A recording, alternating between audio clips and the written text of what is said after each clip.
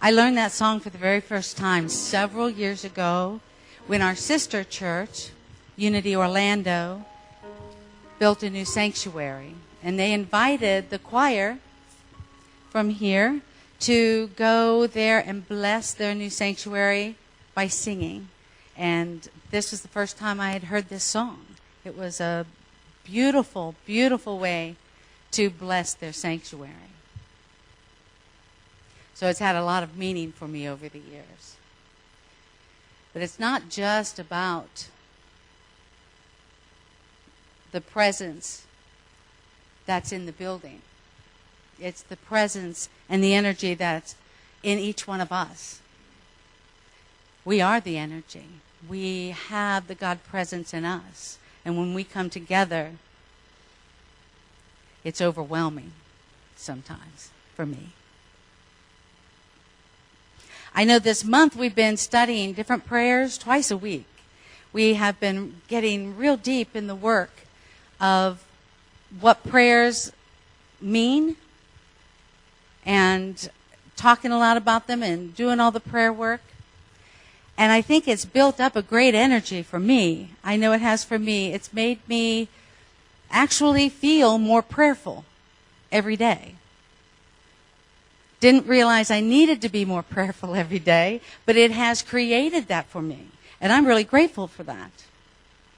We're rounding out the series on prayer.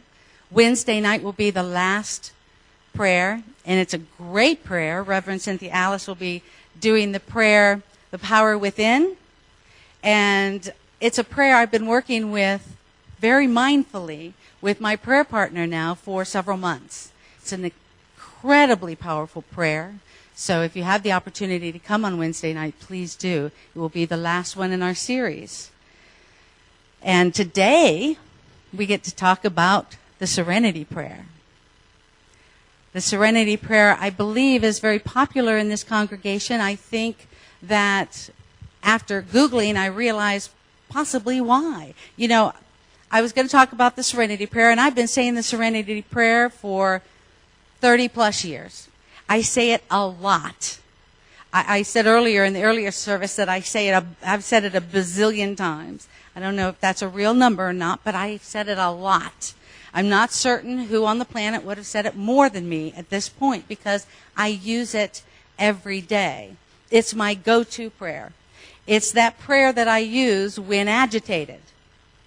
Because when we're agitated, we're supposed to turn our thoughts toward God, right? And the very first word in this prayer is God. So when I'm agitated, automatically, I turn the other cheek, turn toward God, and say, God, grant me the serenity to accept the things I cannot change, the courage to change the things I can, and the wisdom to know the difference. How many are familiar with this prayer? Okay, good. I found out earlier why that could be so. I Googled it because I wanted to give you guys a little bit of history on who wrote the prayer. Come to find out, they don't really know who wrote the prayer. There is an elongated version of it that was penned by a gentleman in the 30s or 40s. But the actual original first stanza that we're going to be talking about today has its origins all the way back to the 14th century. But one day, in 1942, a man named Jack, who was a member of the New York group of Alcoholics Anonymous, read this prayer beside an obituary in his local newspaper. And he took it to his home group and said, isn't this the greatest thing? And they all got very, very excited about it and decided that perhaps what they should do is make up all these little prayer cards and send one out with every correspondence that came from the AA General Service Office in New York, in Orlando. Yay!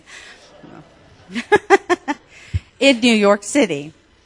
And Ruth Hawk, who was the secretary of the office at that time, contacted another AA member in Washington, D.C., and asked him how much something like that would cost. 500 prayer cards. He happened to also have been a professional printer. So his response to her was just to print them up and send them to her, and the next thing you know, she's sending a card out with every correspondence to every alcoholic that they answered from that office. And that prayer became vitally important to millions and millions of people. I didn't know any of that. So I was pretty excited about it myself, so I thought I'd share that with you. I know that, as I told you earlier, I use it all the time. I have used it as a centering prayer for meditation. I've used it as a mantra of sorts. I have chanted it a great deal. I actually even used it once for a root canal. I had a couple of really horrible experiences with root canals. And so some 10 or 15 years later, I find out I have to have another one, and I am in full panic in the chair. The dentist leaves, and he plans to come back and give me a root canal, and I think I'm going to die at any moment. My first inclination, and this really seriously crossed my mind, I know now it seems ridiculous, but my first inclination was to get up and leave. I was just going to leave. Then, a little sanity poked in and said, wait a minute, if you leave, what are you going to do with this sore tooth? It's not going to go away just because you leave. Maybe you really can do this. I was like, no, I really don't think I can. But I started to say the Serenity Prayer over and over and over and over. And I actually fell asleep during that root canal. The dentist was just as surprised as I was. Although he prided himself in being a really good dentist at doing root canals, I don't think he'd ever had anyone fall asleep. I actually have told many people that was the day God got the root canal. So I have used that prayer a lot in my lifetime. And what we've been talking a lot about this month is, why is it that we pray? We're not praying to remind God of what it is we need. I think I've looked at it that way most of my life. Hey, God, hang on, here I am. Things are getting pretty scary. I'm in uncharted territory. I'm not sure what's going to happen. I don't think I like the way this is looking. Can you send me a little bit of serenity, please, now, if you have any left and if you have the time? But that's not what we're doing, because God doesn't turn serenity off and on like a light switch. Our egos do. Our egos turn God off and on like a light switch sometimes. But God is always love. God is always serenity. God is all source of all good in all of our lives, every day, everywhere present, always, without question. So we always have access to all the serenity we ever need. We just have to remind ourselves of that. And we remind ourselves of that by getting still and focusing. God, grant me the serenity to accept the things I cannot change. I'm pretty much an action junkie. I know I've told you guys that before. So I think I can change everything. My initial reaction is to fix whatever it is. Doesn't matter. It doesn't even have to involve me. If I see it, I immediately go into action mode. I got an answer. I was going to say, I think I recognize a couple others of you out there. Yeah. What I need to do a lot is to get quiet. What I need to do a lot is to take a moment and breathe and decide if, honestly, there's anything involved in any of this that I need to change at all. Do I need to make any action? Sometimes it's easy for those of us who do automatically get into action to take action. But sometimes people are the opposite. and they'd rather not take the action. Right? Sometimes we need to know when to be quiet and listen. I saw somebody laugh over there. I think she related to that. And then other times we need to know when it's time for us to speak up and be heard. Equally scary things. Sometimes we might be at our job and be put in a position to do something that otherwise we wouldn't if we weren't afraid. I'll explain that. We're completely and totally in charge of the integrity of our own soul. So if I'm put in a position to do something that I otherwise would not because I am afraid of being reprimanded or fired or otherwise in trouble, what I've done is I've forgotten who my true employer really is.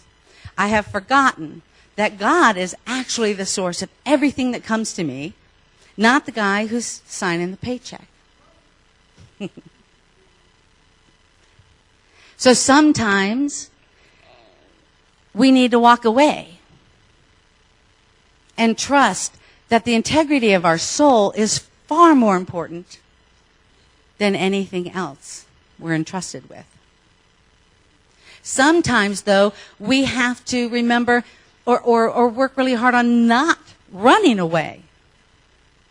Sometimes running away is the first thing we want to do, and it's not what we're supposed to do. So how do you know what is the right thing for us to do? And how do you do it?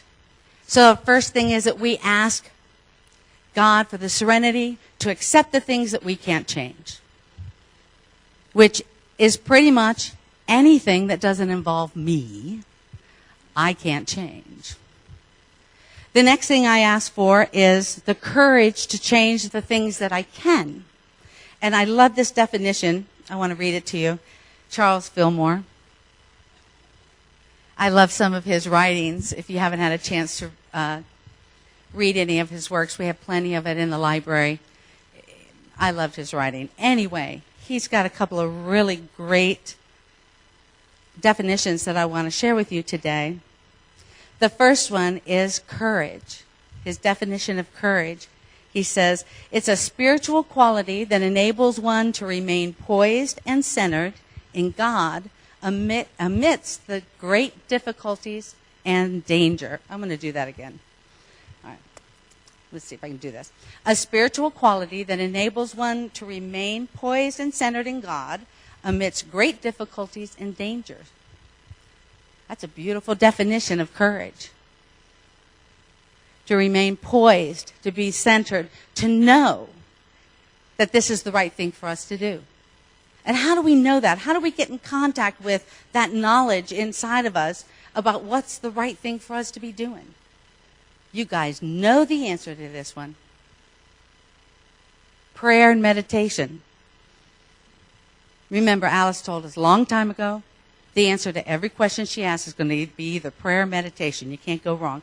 That's how we come in contact with the power inside of us that's going to tell us whether it's ours to do or not.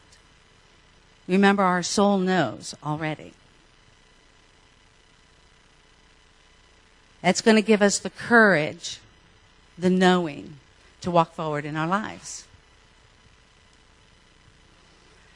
Then the wisdom to know the difference. There's the big trick, the wisdom to know the difference. How do we know? The biggest question that I get asked when I'm working with people is, how do I know if it's God's will or my will? How do I know the difference?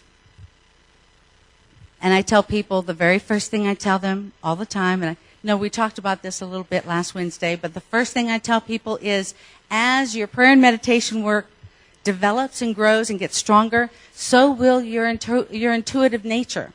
So will your knowledge of what's God's will for you.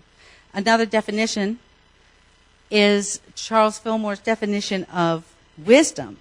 It's intuitive knowing, spiritual intuition, the voice of God within as the source of all understanding. That's wisdom, divine wisdom. The voice of God within as the source of all understanding. How beautiful is that? Here we believe that we are born originally blessed. We're created in the image and likeness of God, right? We have that spark of divinity. That voice of God is within each one of us. All the time, everywhere present, available for us to look at and connect with any time that we're ready. So what this whole prayer is doing for us, very quickly, very succinctly, is getting us in line with God's will for us today. It's getting me out of trouble because it's making me be quiet. First thing I always need to do. Then it's reminding me that I have within me everything I need today to follow through on anything that happens today. And then it's reminding me that I have that voice of God inside me. The second thing that I tell people when they ask me, whose will is it, is until you get a strong prayer and meditation practice, find someone who has a stronger one than you do. Build a relationship with them. Ask them to be your prayer partner, if they're willing. Then when you're uncertain, talk with them about it. Isn't that how we exercise every muscle? Isn't that how we learn to do everything better than we're doing it today? If you want to learn how to play tennis better, you play with somebody who's better than you are. If you really want to grow that spiritual nature, find those people that have it stronger, that you think, anyway, have developed a stronger prayer practice than yourself. Follow them around. I'm still following my prayer partner around for 30 years now, so.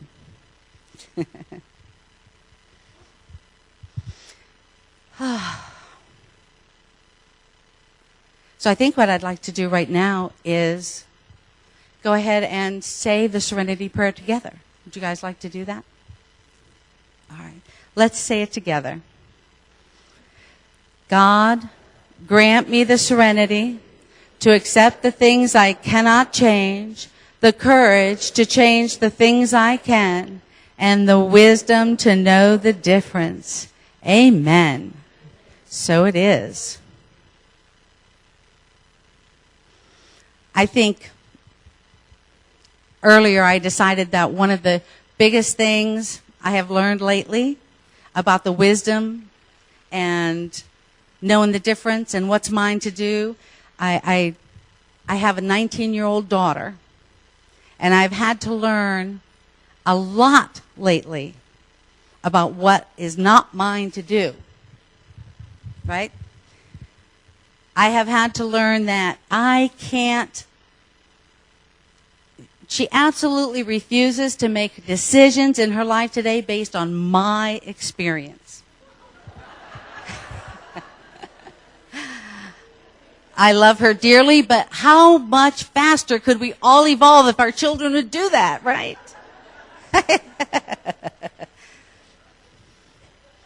But that's not mine to do today. What's mine to do today is to remember that she is absolutely perfect and beautiful exactly the way she is. That she'll only grow stronger and brighter and better through her own experiences. And I have to trust that that God that I know takes care of my life is also within her and taking care of her life. So I'm going to keep practicing this prayer. And I love you all dearly. Thanks.